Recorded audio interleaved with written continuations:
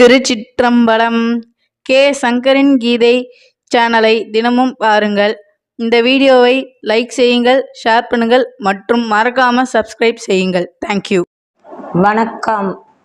ஐம்பெரும் காப்பியங்களில் ஒன்றான சிலப்பதிகாரத்தின் நாயகி கண்ணகி பிறந்த ஊர் நாகப்பட்டினம் மாவட்டத்தில் பூம்புகார் நகரம் உள்ளது.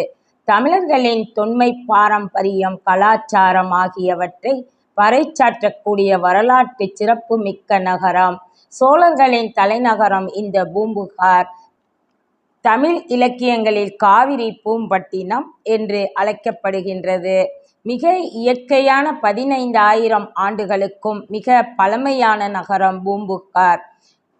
கடற்கரை காவிரி ஆற்றில் தொடங்கி வடக்கே நெய்தல் வாசல் 3 கிலோமீட்டர் வரை தொடர்கிறது.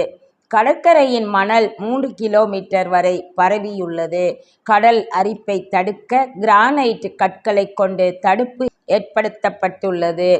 இந்த இடத்தில் கடற்கரையை ஒட்டி கண்ணகி சிலை 1972ஆம் ஆண்டு கலைஞர் அவர்களால் அமைக்கப்பெற்றது. மேலும் சிலப்பதிகார கலைக்கூடம், பாவை மன்றம், குழந்தைகள் பூங்கா, கலங்கரை விளக்கம் உள்ளது. சிலப்பதிகார கலைக்கூடம் கண்ணகி சிலையை சுற்றி பராமரிப்பு பணிகள் நடந்து வருகின்றது. இந்த கடற்கரையை குடும்பத்தோடு சென்று கண்டு களிக்கலாம். தமிழ் மாதம் சித்திரையில் முழு நிலவு வரும் சித்ரா பௌர்ணமி அன்று இங்கு அதிகமான மக்கள் ஒன்று கூடி நிலாவை ரசிப்பது முக்கியமான நிகழ்ச்சியாக கருதப்படுகிறது. தை அமாவாசை, ஆனி அமாவாசை நாளில் புனித நீராடி கண்ணகியை வழிபடுகின்றனர். தினமும் ஆயிரக்கணக்கான மக்கள் வந்து செல்கின்றனர். வணக்கம். பூம்புகார் கடற்கரை பாரசீகம், கிரேக்கம் போன்ற நாடுகளில் கப்பல்களில் இருந்து ஏற்றுமதி இறக்குமதி செய்யப்பட்ட சோழர்களின் மிக முக்கியமான தலைநகரம். மிகவும் ரம்மியமான இயற்கை சூழலில் அமைந்துள்ள இந்த கடற்கரையில் அலைகளும் அதன் வேகமும் அதிகம். நீச்சல் பழகுவது, நீச்சல் அடித்துக்கொண்டே தொலைதூரம் போவது போன்ற விளையாட்டுகளை தவிர்ப்பது நல்லது.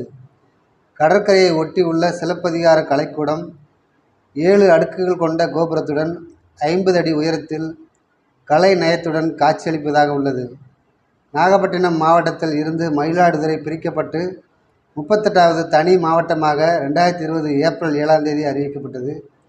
மேலும் இம்மாவட்டத்தில் ஏராளமான கோவில்கள், 9 திவ்ய தேசங்கள் உள்ளன. மேலும் தரங்கம்பாடியில் உள்ள நகரவாயில், மாசிலாமணிநாதர் கோவில், தீராத நோய்களை தீர்க்கும் வைத்தீஸ்வரன் கோயில், இந்த கோவில் செவ்வாய் பரிகார ஸ்தலமும் கூட. புதன் பரிகார ஸ்தலம் திருவெண்காடு. அனைத்து கோவில்களையும் கண்டுகளிக்கலாம். வணக்கம். திருச்சிற்றம்பலம். கே. சங்கரின் கீதை சேனலை தினமும் பாருங்கள்.